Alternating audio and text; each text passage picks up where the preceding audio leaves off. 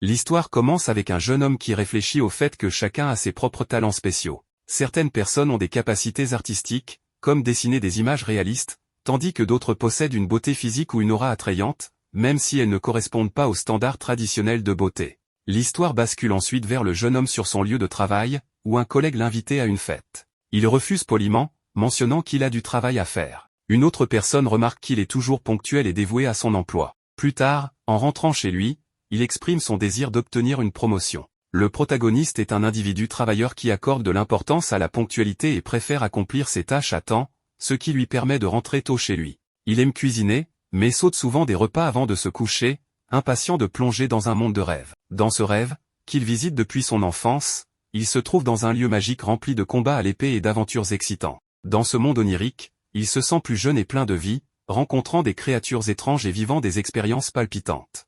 Bien que certaines situations soient dangereuses, il ressent une profonde connexion avec ce monde de rêve, qui lui apporte joie et émerveillement. Se sentant rajeuni, le personnage principal regarde son reflet dans l'eau et est surpris par son apparence enfantine. Soudain, une fille, qui s'avère être une elfe, le salue. Le garçon, nommé Kazuhiro, un nom qu'il a choisi accidentellement lorsqu'il était enfant à cause d'une faute d'orthographe, partage sa surprise. La fille, Marie, lui dit que ce monde est rempli de fées et qu'il pourrait ne pas être un endroit pour lui. Cependant, lorsque Kazuhiro lui offre son déjeuner et propose une aventure, elle refuse d'abord, mais finit par accepter après quelques encouragements. Kazuhiro et Marie explorent un manoir vieux de plusieurs siècles. Kazuhiro est rempli d'excitation en admirant son apparence magique. Cependant, Marie lui demande de faire moins de bruit. À l'intérieur, le lieu est sombre, alors Marie utilise ses pouvoirs magiques pour éclairer l'espace. Kazuhiro, impressionné par l'histoire du manoir, suppose qu'il a été construit pour se protéger contre les tremblements de terre, bien que Marie ne connaisse pas ce terme. Les deux s'assoient ensuite pour déjeuner.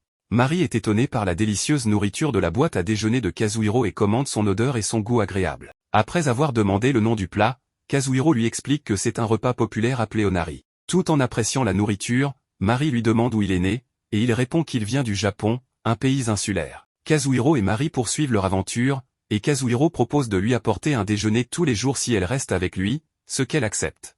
Ils entrent ensuite dans une grotte où ils rencontrent un monstre. Marie avertit Kazuhiro de rester à distance, car la créature pourrait être dangereuse. Cependant, Kazuhiro s'approche en courant et révèle que c'est en fait un de ses amis. Le monstre exprime une certaine envie en voyant que Kazuhiro a une si belle compagne, mais Kazuhiro s'en amuse, expliquant que c'est simplement parce qu'il apporte de la bonne nourriture. Marie, qui ne comprend pas la langue du monstre, est confuse, mais Kazuhiro peut communiquer avec lui car il est familier avec ce monde. Il explique que le monstre parlait de la saison des dragons et qu'il est impatient de trouver un œuf de dragon.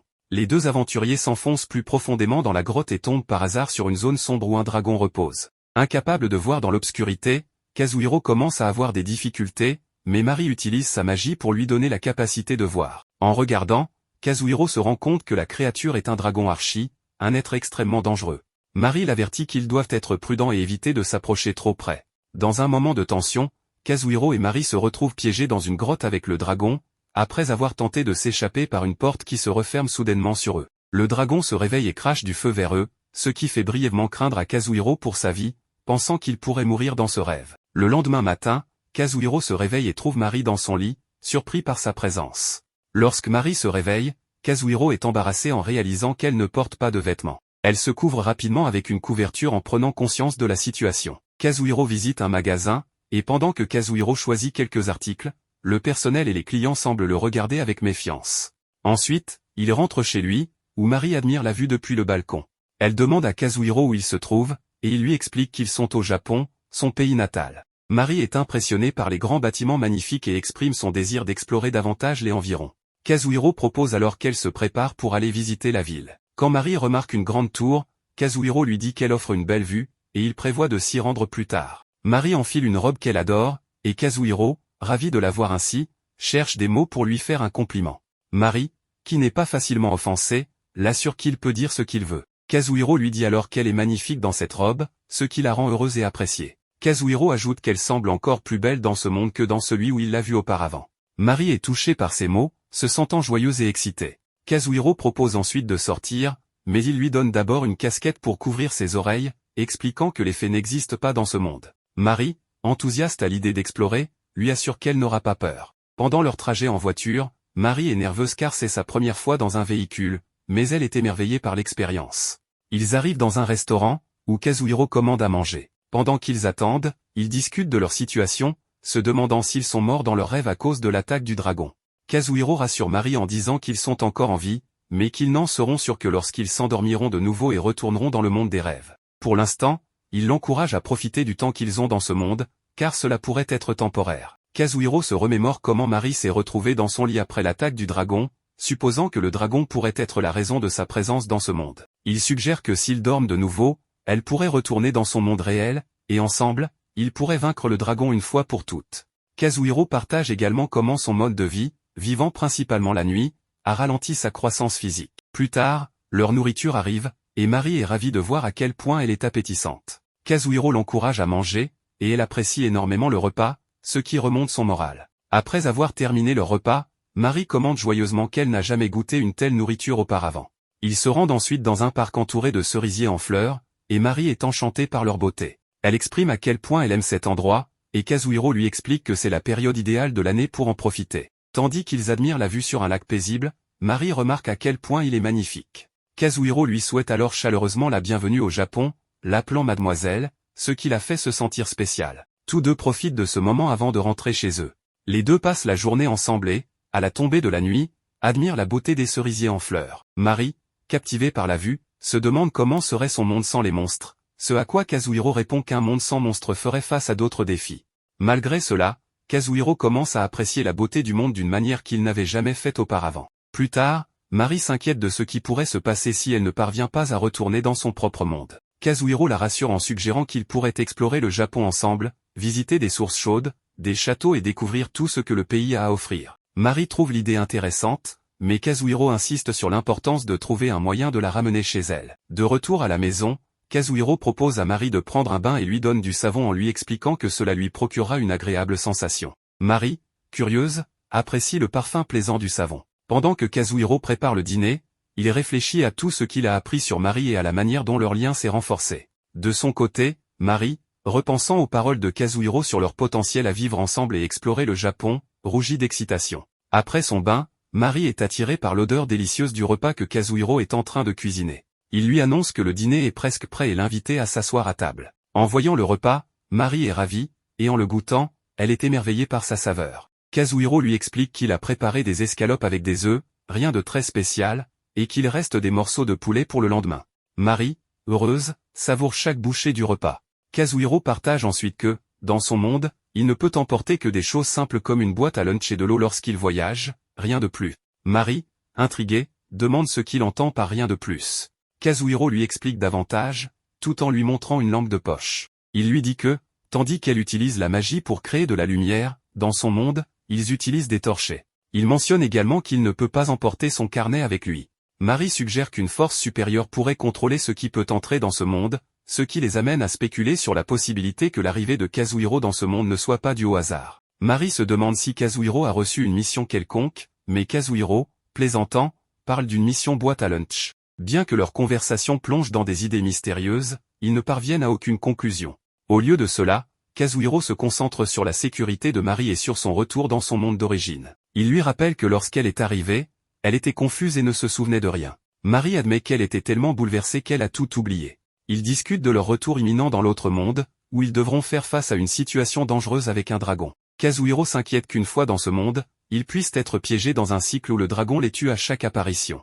Mari avertit que le souffle du dragon est puissant et magique, rendant presque impossible sa défaite. Kazuhiro, cependant, préfère en apprendre davantage sur le dragon de manière plus personnelle plutôt que de se concentrer uniquement sur ses capacités de combat. Alors qu'ils se préparent à dormir, Mari, enthousiaste, mentionne qu'ils sont prêts à tenter de retourner dans l'autre monde. Elle invite Kazuhiro à s'allonger à côté d'elle, ce qui le met mal à l'aise, mais il finit par trouver le courage de la rejoindre. Elle lui demande avec espièglerie s'ils vont dormir ensemble, laissant Kazuhiro à la fois embarrassé et intrigué. En s'endormant, ils sont transportés de nouveau dans le monde des rêves, où ils font face à une menace inattendue du dragon. Kazuhiro demande à Mari de rester derrière lui et tente de raisonner le dragon, expliquant qu'ils n'ont aucune intention hostile. Il révèle également qu'il a amené Mari sans mauvaise intention. Tandis que Mari réfléchit à son passé, Kazuhiro théorise que le dragon pourrait protéger quelque chose ou quelqu'un et qu'ils doivent prouver qu'il ne représente aucun danger. Kazuhiro offre alors un verre au dragon en guise d'excuse, reconnaissant que ce n'est pas suffisant pour réparer un tort, mais que c'est un geste de paix. Le dragon, qui s'avère être une femelle, est intriguée par l'approche de Kazuhiro et Mari. Elle est surprise que Kazuhiro comprenne la langue des dragons, connaisse ses préférences, et trouve fascinant qu'il soit indemne. Elle mentionne également qu'elle avait remarqué l'état de Kazuhiro la veille, ce qui suggère qu'elle est consciente de leur situation. En réponse à la question du dragon, Kazuhiro accepte de révéler le secret de sa guérison, espérant que cela convaincra le dragon de les laisser partir. Mari est soulagée et excitée en entendant qu'il pourrait être libéré. Soudain, une lumière apparaît, signalant un événement important. Le dragon découvre que Kazuhiro est arrivé d'un autre monde par le biais des rêves, et que Mari a également voyagé dans ce monde. Mari réfléchit à une phrase de Kazuhiro concernant son désir de voir ses œufs, laissant entrevoir le mystère et la connexion qui les unissent. Le dragon montre alors quelque chose à Kazuhiro et Mari, ce qui excite énormément cette dernière. L'environnement est particulièrement chaud, une condition idéale pour l'éclosion des œufs. Le dragon remarque une odeur étrange émanant de Kazuhiro, qu'il ne comprend pas immédiatement. Après un moment de confusion, Kazuhiro réalise que l'odeur pourrait venir de sa boîte à lunch et plaisante sur l'intérêt que cela suscite. Le dragon explique que parler sous cette forme est difficile pour elle et qu'elle ne peut pas boire correctement. Elle commence alors à lancer un sort magique, fascinant Mari, qui n'a jamais vu un dragon utiliser de magie. Mari commente la puissance des sorts de dragon par rapport à ceux des humains. Soudain, le dragon se transforme en une forme humaine, ce qui surprend Mari et lui fait penser que les légendes qu'elle a entendues pourraient être vraies. Sous cette nouvelle apparence, le dragon explique qu'elle n'a pas pris cette forme depuis longtemps et demande à Kazuhiro si elle semble étrange. Kazuhiro la rassure en disant qu'elle est magnifique. Le dragon demande ensuite la nourriture et la bouteille de Kazuhiro. Bien qu'hésitant, Kazuhiro offre finalement sa nourriture, incertain de la réaction du dragon.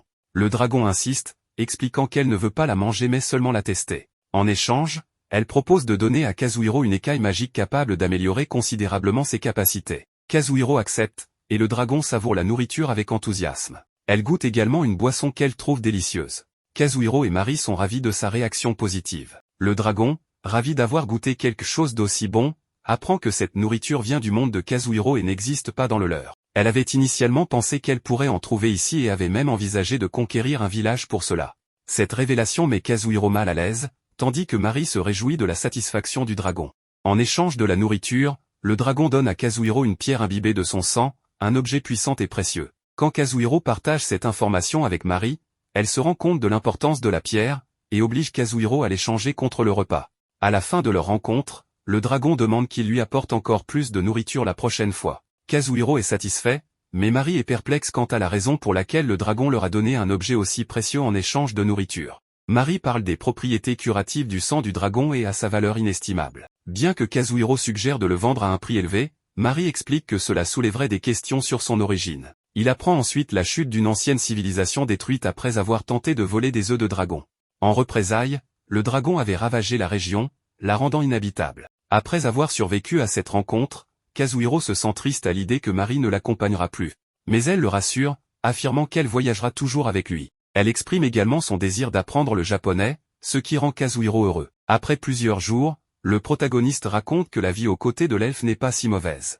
Il vient de rentrer du travail, et on peut voir l'elfe en train d'étudier le japonais grâce à un programme télévisé. Cependant, le protagoniste a encore du mal à s'habituer à l'idée de vivre avec un être inexistant dans ce monde, ce qui reste étrange pour lui. Il décide de préparer un repas avec de la viande hachée, profitant d'un bon prix. Alors qu'il cherche quelque chose dans le réfrigérateur, l'elfe le surprend en disant quelques phrases en japonais. Elle prend très au sérieux l'apprentissage de la langue et vise à la parler parfaitement en 2 mois, souhaitant l'étudier dans les 2 mondes. Plus tard, Mari est ravie du repas et de la boisson qu'il a préparé, impressionnée par la simplicité et l'aspect économique de la préparation.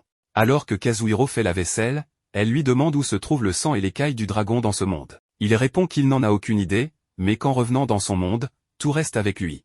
Il suppose que lui et ses affaires deviennent invisibles pour éviter que quelqu'un ne les vole. L'elfe se demande s'il y a quelqu'un qui contrôle cette situation liée au rêve, et le protagoniste aimerait bien le savoir aussi. Mettant cette question de côté, il lui demande si elle veut faire quelque chose. Il souhaite l'emmener dans plusieurs endroits, mais Mari doit malheureusement travailler sur un rapport sur la magie ancienne et gérer une pile de tâches pour la guilde des mages. Le protagoniste comprend et, en parlant de magie ancienne, il lui demande si elle a déjà vu des pierres magiques. Mari répond que non, car elles ne sont qu'une légende. Cependant, en y réfléchissant, si les draconiens existent, peut-être que ces pierres sont réelles. Le protagoniste lui propose alors d'aller explorer une ancienne carrière de pierres magiques dont il a entendu parler. Mari accepte, mais insiste pour emporter plusieurs repas au cas où. Le soir, alors qu'ils se détendent, le protagoniste avoue qu'il s'endort plus facilement grâce à Mari. Il se souvient qu'elle veut apprendre le japonais en 2 mois, ce qui pourrait correspondre au temps qu'ils passeront ensemble. Curieusement, il ne veut pas se séparer d'elle. Au réveil, dans l'autre monde, il se prépare à visiter les ruines du Ja. Marie trouve cela insensé, car elle se trouve dans un autre pays et un voyage en voiture prendrait au moins une semaine. Mais Kazuhiro lui explique que, grâce à sa capacité de téléportation, cela ne pose aucun problème. Il lui demande de s'accrocher fermement, et ils descendent dans un espace étrange. Il explique qu'il se trouve dans un monde situé à un niveau en dessous de l'autre. Cette capacité, appelée train, lui permet de se téléporter sur de longues distances rapidement, bien qu'elle soit rare et presque exclusivement réservée aux marchands. Pour l'obtenir, il faut inscrire son nom sur une statue du dieu des voyages et recevoir la permission de voyager une fois par jour. Il précise qu'il y a des limites, il ne peut pas se rendre dans des lieux dominés par des êtres puissants comme un dragon, ou transporter trop de poids. L'elfe réalise alors qu'il la porte dans ses bras depuis un moment et, gêné, lui demande de la poser. Le voyage dure environ 20 minutes. Le protagoniste lui demande de rester près de lui, ne sachant pas ce qui pourrait arriver s'ils se séparaient. Une fois arrivé, Kazuhiro dépose une fleur en offrande sur une statue. Après avoir marché un moment, ils atteignent les ruines du Ja.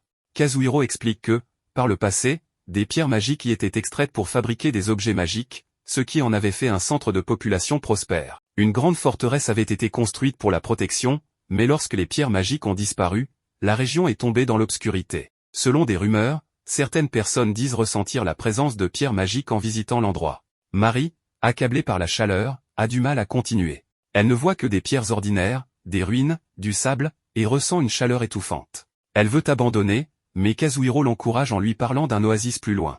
Elle décide de continuer, espérant que cela en vaille la peine. Kazuhiro remarque que la chaleur l'affecte beaucoup et se demande si elle pourrait supporter l'été japonais. En arrivant près d'une montagne, ils sont surpris de voir des bâtiments et des maisons, semblables à une ancienne mine. Marie lui demande s'il est sûr qu'il y a des pierres magiques dans ces ruines. Kazuhiro répond qu'il n'en est pas certain, mais qu'il a le pressentiment qu'ils trouveront quelque chose d'intéressant. Enfin, ils atteignent l'oasis, et Marie est ravie de la fraîcheur qu'elle y trouve. Après avoir pris un bon repas dans une ambiance fraîche et avec une vue magnifique, Marie retrouve le moral. Elle s'excuse pour son manque de tolérance face à la chaleur, qui est difficile à supporter pour elle, mais elle remercie Kazuhiro de lui avoir permis de profiter de ce moment exceptionnel. Curieuse, elle lui demande quelles autres compétences il possède en dehors de la téléportation. Kazuhiro lui propose de les lui montrer via son panneau de statut, à condition qu'elle lui montre aussi le sien. Marie accepte, mais insiste pour qu'il garde cela secret, car au sein de la guilde des mages, ils passent leur temps à se comparer et à établir des classements, ce qu'elle trouve agaçant. Lorsque Marie découvre le niveau de Kazuhiro, elle est stupéfaite, il est de niveau 72, un niveau qu'elle n'a jamais vu auparavant. Cependant, Kazuhiro minimise son niveau, expliquant qu'il préfère vivre tranquillement sans trop se soucier de cela. Marie justifie son propre niveau inférieur par le fait qu'elle consacre beaucoup de temps à l'étude de différentes magies, ce qui ralentit sa progression. Kazuhiro, loin de la critiquer, met en avant ses talents uniques, tels que sa précision, ses enchantements de haut niveau, et sa mémoire améliorée. Il souligne qu'il y a très peu de mages spirituels, ce qui montre à quel point Marie est douée dans son domaine. Quand Marie remarque la classe unique de Kazuhiro, l'âme illusionniste, elle avoue ne jamais en avoir entendu parler. Kazuhiro explique vaguement qu'il s'agit d'une capacité spéciale qui pourrait être perçue comme une forme de tricherie, sans trop entrer dans les détails. Marie en profite pour plaisanter sur son apparence fatiguée, suggérant que cela pourrait être lié à sa classe. Pendant ce temps, un groupe de bandits, cachés de l'autre côté d'une porte, complote contre eux. Ils ont remarqué la présence de Kazuhiro et Marie et espèrent que les monstres élimineront le duo à leur place. De retour à leur conversation, Kazuhiro demande à Marie les différences entre la magie spirituelle et la magie ordinaire. Marie explique que les mages ordinaires utilisent des baguettes pour canaliser leur magie, tandis que les mages spirituels, comme elle, concluent des pactes avec des esprits. Pour le démontrer, elle invoque un petit lézard de feu, montrant comment elle accumule et utilise la magie grâce à son lien avec les esprits. Alors qu'ils discutent, un monstre surgit de l'eau avec de mauvaises intentions. Kazuhiro, confiant, le neutralise d'un seul coup. Cependant, il reconnaît le monstre comme un Kupa, une créature aquatique redoutable, et avertit Marie de rester prudente. Bien qu'ils continuent de combattre, les bandits les observent et réalisent que Kazuhiro possède des trésors d'une grande valeur, ce qui les pousse à élaborer un plan pour les lui voler. La situation devient encore plus tendue lorsqu'un enfant mi-bête avec un catalyseur magique apparaît, déclenchant un tremblement de terre. Une créature gigantesque émerge soudainement, menaçant Kazuhiro et Marie. Coincé, Kazuhiro ne peut utiliser sa téléportation longue distance avant le lendemain. Face à cette menace, il envisage de se réveiller pour fuir ce cauchemar. Heureusement, ils parviennent à se réveiller sains et saufs dans le monde réel. Kazuhiro, persuadé qu'ils étaient surveillés depuis leur arrivée aux ruines, se remémore les présences ressenties durant le combat contre les Kupas. Il est convaincu que les bandits cherchent désormais à piller leur corps et leurs biens. Marie, quant à elle, s'interroge sur l'enfant mi-bête, se demandant s'il faisait partie des bandits. Kazuhiro en doute, trouvant qu'il semblait plutôt effrayé. Pour l'instant, il met ses préoccupations de côté. Comme c'est samedi, Kazuhiro décide de rester auprès de Mari pour l'aider à pratiquer le japonais. Dans la scène suivante, avec une atmosphère accueillante, nous voyons que Kazuhiro et Mari se promènent au Japon. Kazuhiro se sent chanceux de passer son premier week-end avec Mari, qui est arrivé au Japon il y a une semaine. Alors qu'il se balade, Mari joue avec un chat, et Kazuhiro l'observe avec joie.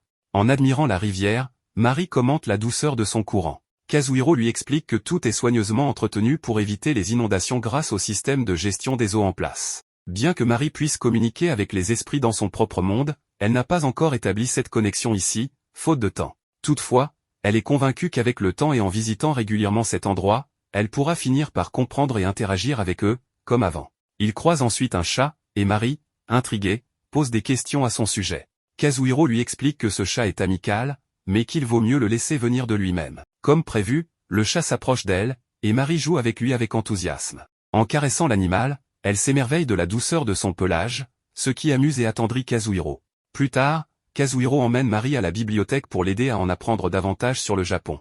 Impressionnée par l'espace propre et lumineux, Mari exprime son admiration. Cependant, lorsqu'il l'emmène dans la section jeunesse, elle se vexe légèrement, affirmant qu'elle n'est pas une enfant. Kazuhiro lui explique alors que son but est de lui donner goût à la lecture. Il lui tend un livre pour enfants aux couleurs vives et aux illustrations éclatantes. Enthousiasmée par les illustrations, Mari trouve les couleurs magnifiques et agréables à regarder. Elle tombe sur un livre qu'il lisait dans son enfance, racontant l'histoire d'un chat explorant divers endroits. Kazuhiro admet qu'il l'adorait autrefois, mais qu'il s'en est lassé à force de le relire. Toujours en apprentissage de la langue, Mari avoue qu'elle ne pourra pas encore le lire seule. Kazuhiro la rassure et lui propose de lui faire la lecture. Ravie, elle choisit le livre du chat et il se dirige vers le comptoir, où Kazuhiro croise une vieille connaissance, Ichigo, un employé à temps partiel de la bibliothèque. Ichigo demande qui est Mari, et Kazuhiro explique qu'elle vient de loin et qu'il lui fait découvrir la ville. Ne comprenant pas la conversation, Mari se tourne vers Kazuhiro, qui lui murmure une explication.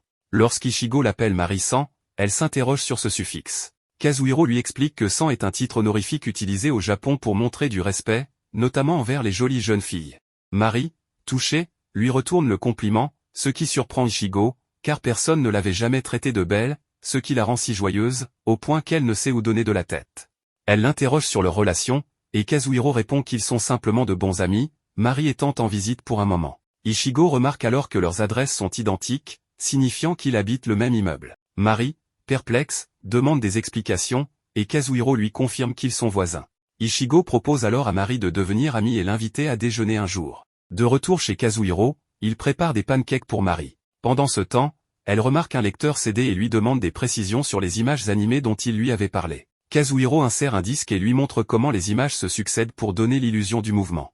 Mari est fascinée par ces images animées en couleur. Kazuhiro lui apporte ensuite les pancakes, qu'elle trouve délicieux. Pour instaurer une ambiance de cinéma, il ferme les rideaux afin de plonger la pièce dans l'obscurité. En regardant l'animation, ils aperçoivent des images d'une maison et d'un village.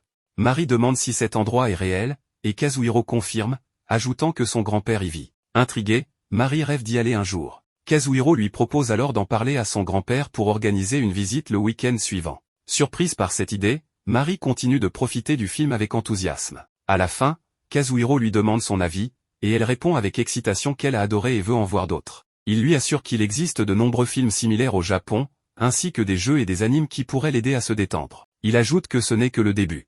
Alors qu'il s'apprête à préparer le dîner, Mari exprime son envie de revoir le film. Mais soudain, un tremblement de terre interrompt leur moment. La terre se met à trembler, et Kazuhiro vérifie sur son téléphone la magnitude du séisme. Paniqué, Mari se précipite vers lui et le serre dans ses bras. Pris au dépourvu, Kazuhiro lui fait remarquer, un peu gêné, qu'elle devrait au moins mettre des vêtements avant de sortir ainsi précipitamment. Réalisant soudain qu'elle est en tenue inappropriée, Mari rougit et retourne précipitamment dans sa chambre, embarrassée. Kazuhiro, amusé par la situation, s'excuse de ne pas l'avoir prévenu des tremblements de terre fréquents au Japon.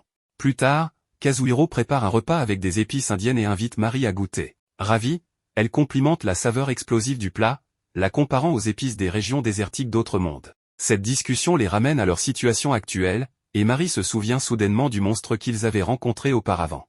Elle se demande s'ils retourneront dans cet endroit dangereux. Kazuhiro la rassure, expliquant qu'il pourrait y être renvoyé, mais qu'il ne s'inquiète pas outre mesure. Mari, cependant, s'inquiète des risques qu'il court, même avec la possibilité de revenir en sécurité. Kazuhiro révèle alors qu'il possède une compétence spéciale lui permettant de parcourir de longues distances une fois par jour, ce qui pourrait leur offrir une échappatoire en cas de danger. Mari réalise que cette compétence est essentielle pour leur survie. Il repense aussi à l'enfant qu'ils avaient rencontré et soupçonne qu'il a été forcé de convoquer des monstres. Kazuhiro suppose que la clé du mystère réside dans le catalyseur magique que l'enfant tenait. Il exprime son désir d'aider cet enfant et propose d'élaborer un plan pour le libérer des bandits qui pourraient le retenir prisonnier. Avant d'agir, Mari se remémore une vieille légende affirmant que les races mi-bêtes sont particulièrement douées pour utiliser les pierres magiques. Elle n'a pas pu identifier clairement l'origine de l'enfant, mais il est possible qu'il en fasse partie. Kazuhiro complète sa réflexion, suggérant qu'il pourrait utiliser ses connaissances pour percer le mystère. La scène se termine dans leur chambre. Kazuhiro médite sur la façon dont ses soirées sont devenues plus agréables depuis l'arrivée de Mari. Il lit un livre emprunté à la bibliothèque tandis qu'elle s'endort paisiblement à ses côtés. Il songe que jusque-là, seul le monde des rêves l'avait réellement captivé. Même lorsqu'il vivait avec son grand-père, il ne prêtait pas grande attention au monde extérieur. Mais à présent, avec Mari à ses côtés, il sent que tout serait différent. La vue qu'il connaissait déjà prendrait un nouveau sens. Avant de s'endormir, il lui murmure doucement « On continuera l'histoire demain. Bonne nuit, Miss Elf. Maintenant, nous pouvons voir un peu du passé. » Le petit Furito, qui s'appelle Nuit, voit son grand-père lui montrer une pierre qui commence à briller. Celui-ci lui explique que, depuis des temps ancestraux, son espèce a le pouvoir de contrôler les pierres magiques. Parmi toutes celles qui existent, celle-ci est particulièrement spéciale. Nous revenons alors au présent, où le petit Nuit pleure, car il aimerait pouvoir être avec son grand-père. Pendant ce temps, le protagoniste veut commencer à mettre son plan à exécution, sauver l'enfant félin et expulser les bandits. Cependant, en cas d'échec, ils fuiront grâce au sort train du héros. Mari utilise une capacité de magie lumineuse qui lui permet de devenir invisible, et ils se promettent de se retrouver bientôt. Le protagoniste réfléchit à son plan, qui consiste à attirer les bandits vers eux pour pouvoir sauver Nuit. Si les bandits forcent le garçon à invoquer le monstre, Mari s'occupera de l'éloigner afin qu'il ne représente pas une menace pour Kazuhiro. Une fois que le héros trouve les bandits, il contacte l'elfe, qui lui annonce qu'elle a caché 10 lézards de feu dans le sable. Elle utilisera ces lézards pour attirer l'attention des bandits et les forcer à invoquer le monstre au plus vite. Dès que cela se produit, le protagoniste parvient à retrouver Nuit. Pendant ce temps, les lézards de feu jouent à une sorte de jeu de tap-taupe, surgissant constamment du sable pour attaquer les ennemis de différents angles et ainsi maintenir le monstre occupé. Le plus important est que Mari est en sécurité à un endroit sûr. Nuit ne comprend pas ce qui se passe et ne peut s'empêcher d'avoir peur. Il aimerait que quelqu'un vienne l'aider. Soudain, le protagoniste apparaît. Mais Nuit est terrifié, croyant qu'il est venu se venger. Avant de répondre, le héros vérifie que Nuit appartient bien à la race des félins et qu'il agit contre sa volonté. Kazuhiro le rassure immédiatement, lui demandant de ne pas avoir peur. Il lui assure qu'il ne lui fera aucun mal et qu'il souhaite simplement discuter. Nuit est surpris de voir que le héros parle la langue des mi-bêtes. Le protagoniste lui explique que c'est normal, car l'apprentissage des langues est l'une de ses passions. Nuit est choqué, mais Kazuhiro lui demande s'il est seul ou si d'autres ont été capturés avec lui. Nuit répond qu'il est le seul captif, car son espèce est très faible. Il explique qu'il vivait caché avec son grand-père pour éviter les dangers. Ce dernier lui disait toujours que si les humains les trouvaient, il leur ferait des choses terribles. Un jour, ces maudits humains sont apparus, et ce qu'il redoutait tant s'est produit. Kazuhiro est désolé pour lui. Il aimerait en parler davantage, mais ce n'est pas le moment. Il propose alors à Nuit de fuir avec lui immédiatement. Nuit ne comprend pas pourquoi le héros l'aide. Kazuhiro lui dit que ce n'est pas un problème et lui demande s'il ne lui fait pas confiance simplement parce qu'il est humain. Après un instant d'hésitation, Nuit accepte son aide et lui demande de l'emmener loin d'ici. Il déteste utiliser la pierre pour invoquer le monstre et attaquer les voyageurs. Kazuhiro accepte, mais à ce moment-là, il est attaqué par les bandits. Le chef des bandits semblait attendre son retour, pensant qu'il possédait une capacité de téléportation pour fuir avec l'elfe. Kazuhiro lui répond que ce n'est pas tout à fait ça, mais il le supplie de retirer les chaînes de l'enfant. Le bandit lui propose alors un marché, il le laisse partir avec Nuit, mais en échange, il veut sa bourse au trésor. Kazuhiro est surpris que l'homme sache pour sa bourse, ce qui signifie qu'il possède une capacité de détection. Mais il refuse de traiter avec des bandits. Il active alors sa compétence pour foncer à toute vitesse et couper la pierre qui retenait Nuit. Le chef des bandits prend cela très mal et décide de punir Kazuhiro de la pire manière possible pour qu'il regrette son acte. Le héros dit quelque chose à Nuit, puis, sans perdre de temps, il commence à donner une leçon à tous les bandits présents. L'un d'eux semble très résistant et l'affronte avec une armure en métal. Il a l'intention de jeter Kazuhiro dans le vide, mais, d'une manière ou d'une autre, ce dernier disparaît, laissant son adversaire tomber à sa place.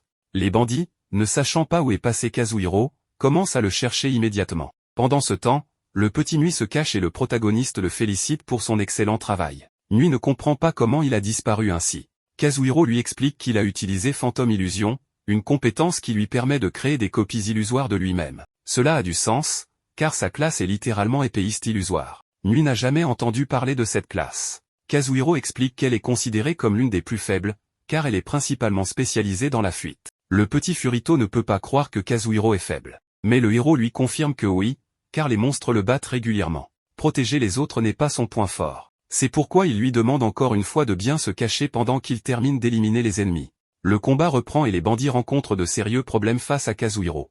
Ils essaient de l'attraper, mais n'y arrivent pas. Il gagne du temps et demande à Mari comment ça se passe de son côté. Elle lui annonce que le monstre a décidé de plonger à nouveau sous le sable, ce qui signifie que le plan fonctionne comme prévu. Kazuhiro annonce qu'ils devront bientôt se retrouver, mais il demande à Mari d'attendre un instant, car quelque chose l'inquiète encore. Il observe le chef des bandits, qui reste debout comme si de rien n'était. Derrière lui, 2 hommes le protègent. Kazuhiro ne comprend pas ce qu'il prépare, mais son intuition lui dit que quelque chose ne tourne pas rond. Soudain, il réalise que le bandit a repéré l'elfe caché. Il comprend alors qu'il utilisait une capacité de détection pour localiser Mari, ce qui explique son immobilité. Le chef donne l'ordre à ses hommes de capturer l'elfe, mais Kazuhiro intervient immédiatement pour l'empêcher. Furieux, le bandit attaque Kazuhiro avec une magie destructrice, ne se souciant même pas de blesser ses propres hommes. C'est à ce moment-là que notre héros comprend que cet homme n'est pas un simple bandit, mais un puissant mage prêt à tout pour parvenir à ses fins.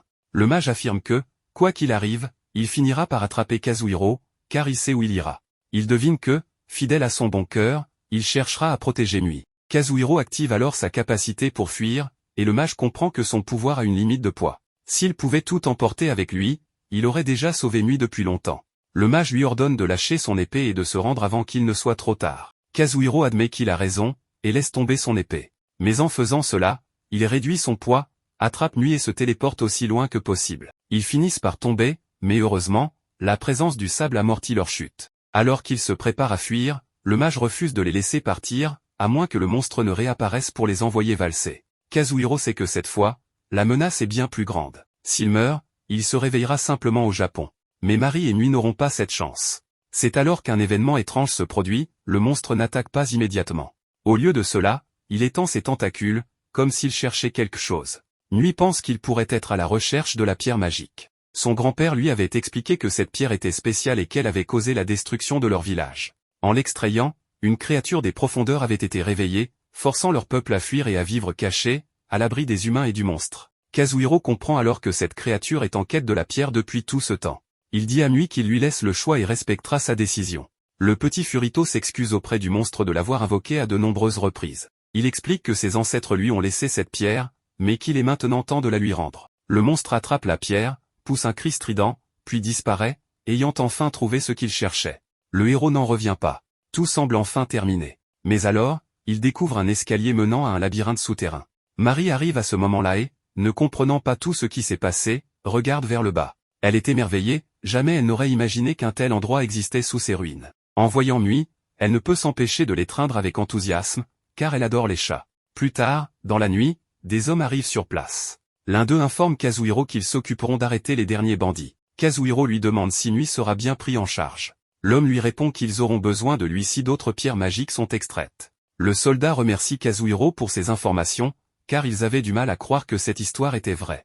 Il est encore difficile d'imaginer qu'un gigantesque labyrinthe souterrain se trouve ici. Il faudra beaucoup de temps pour l'explorer. Cette découverte sera-t-elle bénéfique pour la nation, ou causera-t-elle une catastrophe? Kazuhiro partage cette incertitude, mais il ne peut s'empêcher d'être excité par l'aventure qui l'attend. Kazuhiro annonce avec enthousiasme à Mari qu'il a obtenu une permission spéciale pour explorer le donjon. Cependant, Mari refuse et lui demande pourquoi il veut y aller. Kazuhiro est intrigué par son hésitation, et elle explique que même s'il a la permission, elle pourrait ne pas être autorisée à entrer. Elle mentionne aussi que le donjon est mystérieux et potentiellement dangereux. Kazuhiro répond alors avec désinvolture qu'il comptait y aller avec quelqu'un d'autre. Mari semble surprise et lui demande si cela signifie qu'il ne veut pas y aller avec elle. Kazuhiro rit et la rassure en lui disant qu'il plaisantait, bien sûr qu'il veut y aller avec elle. En entendant cela, Mari rougit légèrement, mais accepte de l'accompagner. Dans un sac, un cristal en forme de cœur brille le même que le dragon leur avait donné. Pendant ce temps, ailleurs, le dragon est choqué de découvrir que quelqu'un a ouvert la porte du donjon. Elle s'inquiète du fait que ceux qui entrent n'ont aucune idée du danger qu'ils encourent. Au même moment, ses œufs commencent à éclore. Elle soupire, souhaitant que Kazuhiro et Mari soient là pour voir ses enfants. Elle espère aussi revoir Kazuhiro un jour et partager un repas avec lui. De retour au Japon, Kazuhiro et Mari prennent leur petit déjeuner. Comme toujours, Mari apprécie la nourriture, cette fois du pain fraîchement cuit et une omelette. Après le repas, Kazuhiro se prépare à aller travailler et rappelle à Mari qu'ils se rendront dans l'autre monde plus tard dans la nuit à son retour. Pendant ce temps, ils discutent de la manière dont Mari pourrait obtenir la permission d'entrer dans le donjon. Elle suggère de prouver leurs compétences à la guilde, et Kazuhiro approuve, sachant que ce ne sera pas facile. Mari insiste sur le fait qu'ils doivent élaborer un plan solide pour gagner la confiance de la guilde. Avant de partir, Kazuhiro lui dit au revoir. Mari, timidement, s'accroche à sa manche et lui souhaite bonne chance. Kazuhiro lui sourit et s'en va. Restée seule à la maison, Mari décide de faire le ménage pour que tout soit impeccable. Ensuite, elle s'installe pour étudier, mais le temps passe vite et bientôt, c'est l'heure du déjeuner. Elle se dirige vers la cuisine, se souvenant des instructions précises de Kazuhiro sur la température et le temps exact pour réchauffer son repas au four. Elle suit soigneusement ses indications, règle le minuteur et attend. Cependant, elle devient impatiente et vérifie sans cesse la cuisson, se demandant quand ce sera prêt. Finalement, le minuteur sonne et le repas est parfaitement cuit. Elle s'assoit devant la télévision, regarde des dessins animés et savoure son repas. Son goût est délicieux, et elle savoure chaque bouchée. Pendant ce temps, Kazuhiro est en train de déjeuner au travail lorsque Mari lui vient à l'esprit. À ce moment-là, il reçoit un message de Kaoruko lui demandant s'il a aimé le livre illustré. Elle mentionne que c'était aussi son préféré. Kazuhiro répond que Mari l'a adoré, et ils continuent à discuter. C'est alors que Kazuhiro réalise que Kaoruko a en réalité été la première amie de Mari au Japon après lui. Ils décident de se rencontrer, et Kaoruko semble enthousiaste. Plus tard, Kazuhiro et Mari arrivent dans un restaurant pour retrouver Kaoruko. Mari est fascinée par l'élégance du lieu. Lorsqu'elle prend une gorgée de son café, elle le trouve incroyablement amer. Kazuhiro rit et lui rappelle qu'elle a oublié d'ajouter du sucre. Il en met dans sa tasse, remue et lui demande d'essayer à nouveau. Cette fois, elle le trouve bien meilleur et remarque avec enthousiasme que la nourriture humaine est toujours délicieuse. Alors qu'ils discutent, Mari tire affectueusement la joue de Kazuhiro. Ils plaisantent jusqu'à ce que Kaoruko arrive enfin et les remercie d'avoir attendu. Elle se présente à nouveau et l'homme qui l'accompagne est son mari, Toru Ishijo. Kazuhiro et Toru échangent des salutations, tandis que Mari rougit soudainement. Kaoruko la taquine en disant qu'il n'y a pas de raison d'être si embarrassé. Toru mentionne ensuite que sa femme parle souvent de Kazuhiro. Kaoruko frappe légèrement Toru, ce qui surprend Mari. Elle se tourne vers Kazuhiro et lui demande pourquoi Kaoruko l'a frappé. Kazuhiro rit et lui dit que ce n'est rien de sérieux. Ils entrent tous dans le restaurant, qui est très chic, et Mari est émerveillée par la beauté de l'intérieur. Kazuhiro lui explique qu'il s'agit d'un restaurant français et suppose que c'est peut-être la première fois qu'elle goûtera à la cuisine française. Cependant, en regardant le menu, Kazuhiro réalise que les prix sont incroyablement élevés. Il se demande s'il pourra se permettre un tel repas, mais Toru lui rappelle qu'ils sont invités et l'encourage à en profiter sans se soucier du prix. Pendant ce temps, Mari regarde la table et remarque un nombre inhabituel de fourchettes et de cuillères. Curieuse, Mari demande pourquoi il y a autant de couverts. Kazuhiro lui explique qu'ils auront besoin d'ustensiles différents pour chaque plat. Il avoue qu'il n'est jamais allé dans un restaurant français auparavant et qu'il ne sait pas exactement comment tout fonctionne non plus.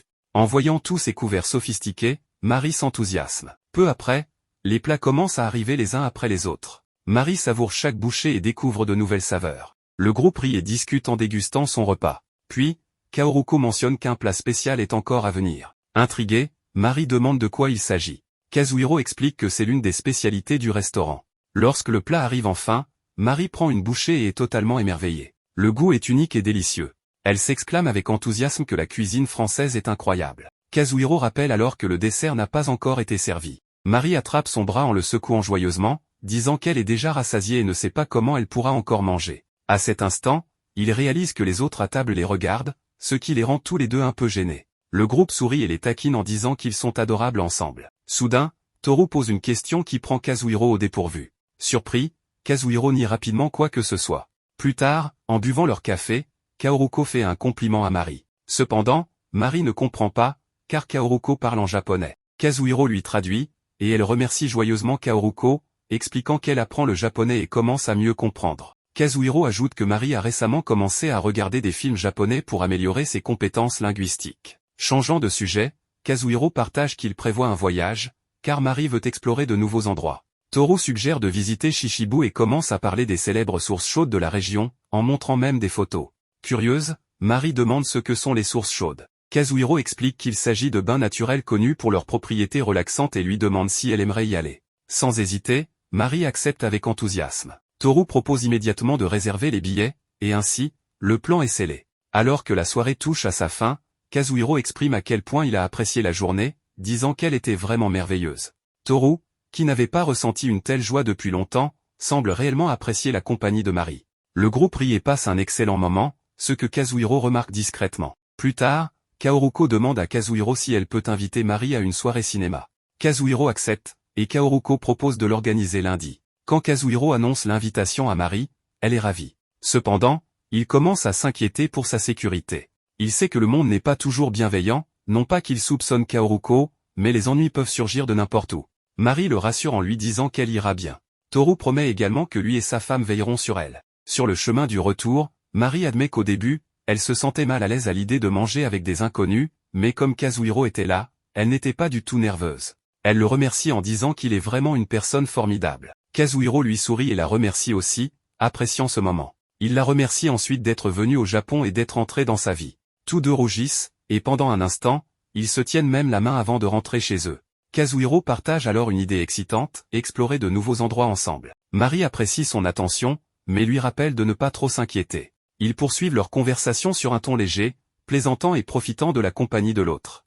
Maintenant, on apprend que, selon le rapport du groupe d'exploration, le labyrinthe est très profond, ce qui rend son échelle exacte inconnue. De plus, il a été classé en double difficulté, et il semble qu'ils aient trouvé de nombreuses pierres magiques. Il est donc temps de célébrer, car la prospérité d'Arila y semble assurée. Le protagoniste pense que les mots du gars ressemblent à de l'arnaque, vu le ton avec lequel il les a prononcés. L'elfe est surprise que personne ne parte après le discours, mais Kazuhiro lui dit que les gens veulent s'échanger un max d'infos d'abord, et suggère d'en faire de même. L'elfe pense qu'il allait parler aux gens, mais Kazuhiro préfère simplement espionner ce que les autres disent. L'elfe le réprimande, soulignant à quel point il est asocial, et lui rappelle qu'elle-même a pu parler avec des gens à Tokyo sans même comprendre totalement le japonais. Elle insiste pour qu'il fasse de même dans ce monde, mais cela crée une situation gênante où il ressemble à un couple en pleine dispute. Elle veut emmener Kazuhiro voir un vieil homme nommé Aja pour lui poser des questions. Dès qu'il les aperçoit, il comprend qu'ils sont ceux qui ont découvert le labyrinthe.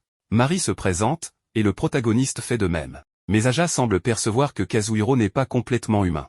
Il le rassure cependant en lui disant de ne pas s'inquiéter et de ne pas prêter attention à ses divagations. Une fois assis, le vieil homme explique que les aventuriers de la guilde ne sont pas venus et que toutes les personnes présentes sont en réalité liées à la famille royale. Le protagoniste se demande si cela signifie que l'accès aux pierres magiques sera restreint aux personnes ayant des liens avec le gouvernement. Le vieil homme trouve le protagoniste intéressant et demande à Mari si elle a du mal à s'entendre avec lui. Elle répond que non, car il est en réalité intelligent, attentionné et qu'elle s'amuse beaucoup en sa compagnie. L'ancien éclate de rire en entendant cela, et le protagoniste rougit face aux paroles de Mari. En changeant de sujet, le vieil homme admet qu'il ne sait pas encore exactement ce que sont ces pierres magiques et pense que la nation a peut-être commencé à célébrer trop tôt. L'elfe mentionne avoir entendu dire que seule la race des félins est capable de raffiner ces pierres, ce qui soulève la question de pourquoi aucune autre race n'a réussi jusqu'à présent. Aja trouve cela mystérieux et soupçonne que quelqu'un a peut-être délibérément effacé toute trace de ce labyrinthe de l'histoire. Cependant, il espère que tout le monde s'amusera en l'explorant. Il demande ensuite à un certain Akam s'il n'a pas oublié de donner quelque chose aux deux jeunes. Puis, il leur annonce qu'ils ont la permission d'explorer le labyrinthe. Mais Kazuhiro répond qu'ils n'ont pas encore prévu de s'y aventurer, car c'est trop dangereux et Mari a besoin de l'autorisation de la guilde des mages. Akam est surpris par leur prudence et juge qu'ils ont raison de ne pas prendre de risques inutiles. Le vieil homme fait alors une remarque qui choque tout le monde, il mentionne que ces deux-là vivent ensemble. Tous les présents sont stupéfaits, car, selon eux, les elfes ne sont pas censés être aussi audacieuses. Mari et le protagoniste rougissent fortement et prennent immédiatement congé sous prétexte d'aller chercher leur autorisation. Une fois dehors, Kazuhiro propose d'aller à la guilde des mages, mais avant cela, il veut faire un détour, car Akam leur a demandé un service. Mari n'aime pas cette idée, car il faisait bien frais au château, et maintenant ils doivent marcher sous une chaleur accablante. Le protagoniste décide alors d'acheter des vêtements locaux pour Mari afin qu'elle souffre moins de la chaleur. Une fois que l'elfe a enfilé les vêtements, Kazuhiro reste bouche bée devant la beauté de l'elfe. Une fois sur place, il retrouve Akam, qui les conduit à une maison, où il trouve le petit Matou, Mui. Après un certain temps, le petit félin semble s'être bien rétabli et sa vie a littéralement changé. Kazuhiro est heureux de voir que Mui est bien traité, qu'on lui a donné un endroit où vivre et qu'on lui enseigne la langue locale, même s'il a encore du mal à l'apprendre. Le point principal, Akam veut que le protagoniste donne son avis sur une découverte faite par le groupe d'exploration. Mari demande au félin de la toucher pour voir ce qu'il se passe, et immédiatement, la pierre commence à briller et change même de couleur. C'est un catalyseur magique, en quelque sorte. Le protagoniste demande à Mui si cette pierre lui donne la même sensation que celle qu'il utilisait auparavant. MUI répond que oui, bien que celle-ci soit légèrement plus faible. C'est l'information que Akam attendait, et il part immédiatement la communiquer. Mais avant de partir, il demande à Kazuhiro d'aider MUI à apprendre la langue, car il n'y arrive vraiment pas. Maintenant qu'ils sont seuls, le protagoniste décide de prendre son repas et partage volontiers avec MUI. Le petit félin est impressionné, car il n'a jamais vu ce genre de nourriture auparavant, et il trouve son goût littéralement venu d'un autre monde. Après avoir bien mangé, il est complètement rassasié, ce qui attendrit énormément l'elfe. Le protagoniste veut en profiter pour que MUI jette un coup d'œil à l'écaille et au sang de la dragonne. Il veut voir s'il peut les raffiner. Bien que MUI ne comprenne pas exactement ce que signifie ce terme, il les examine et avertit le protagoniste qu'ils sont incroyables, une force puissante circule en eux, et il est impossible de les raffiner de quelque manière que ce soit. Kazuhiro transmet cette information à Mari, mais MUI l'interrompt pour ajouter que ce n'est pas tout. Selon lui, des mots sont inscrits à l'intérieur, et il semblerait qu'ils envoient de l'énergie vers un endroit très éloigné. Mari remarque que la lumière émise devient de plus en plus faible et se demande si quelque chose est arrivé à la dragonne. Le protagoniste en doute fortement, car elle est extrêmement puissante. Mais soudainement, les pierres réagissent, ce qui laisse penser que la dragonne les écoute. Mari pense qu'il serait préférable de vérifier cela en personne. Pendant ce temps, au sein de la guilde des mages, on annonce que les ruines d'Uja ont été complètement scellées, ce qui marque le début officiel de l'exploration du labyrinthe. Un conseiller affirme qu'ils en discuteront davantage lorsque Mari sera de retour. Cependant, il refuse de l'envoyer dans un labyrinthe de rang double avec son niveau actuel. Il faut donc désigner une autre personne, et Sven se porte immédiatement volontaire. Mais cette femme lui fait comprendre qu'il n'est pas le candidat idéal, car sa participation compliquerait les relations avec Arilaï. Sven demande alors qui sera envoyé à sa place. Ludoli, c'est ainsi qu'elle s'appelle, propose d'envoyer Mari, celle qui a découvert le labyrinthe. Sven est surpris et lui demande si elle fait cela pour se débarrasser de son élève, mais Ludoli assure que non. Elle pense plutôt que Mari est sur le point d'éclore et de révéler tout son potentiel. Le conseiller estime que ce débat est une perte de temps et décide de poursuivre la discussion une fois que Mari sera de retour. Sven retrouve alors une naine, qui semble être son alliée ou servante, et lui annonce qu'il a été choisi comme remplaçant pour l'expédition. La naine est ravie, persuadée qu'ils trouveront des trésors inestimables dans le labyrinthe. Sven, lui aussi, compte bien mettre la main sur tout ce qu'il pourra. Cependant, il se demande comment Mari a pu découvrir un labyrinthe dans un autre pays et avoue que la présence de son compagnon l'agace profondément. De retour auprès de notre duo, ils arrivent à l'endroit où se trouve la dragonne. Le protagoniste interroge un lézard sur son état, mais celui-ci avoue qu'il ne la voit pas souvent et qu'il n'a donc pas grand-chose à dire. Cependant, il a remarqué qu'elle se comportait étrangement ces derniers temps et qu'elle poussait des hurlements inhabituels. Tous ont peur de la mettre en colère, car cela aurait de terribles conséquences.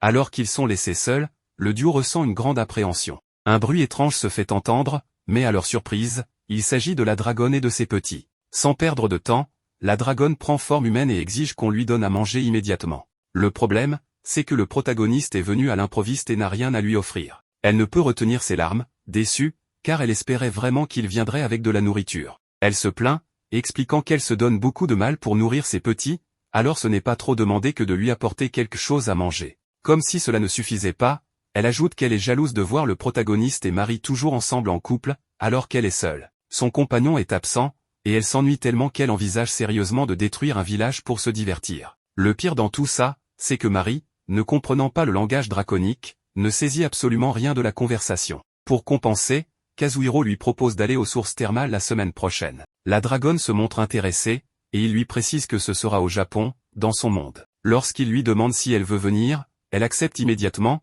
affirmant qu'elle pourra utiliser l'un de ses noyaux pour l'accompagner, tandis qu'un autre restera sur place pour veiller sur ses petits. Mari, intriguée par les cris de la dragonne, demande au protagoniste ce qu'elle vient de dire. Lorsqu'il lui explique qu'elle les accompagnera aux sources thermales, elle est abasourdie. Il est évident qu'il est bien plus imprudent dans ce monde qu'il ne l'était avant.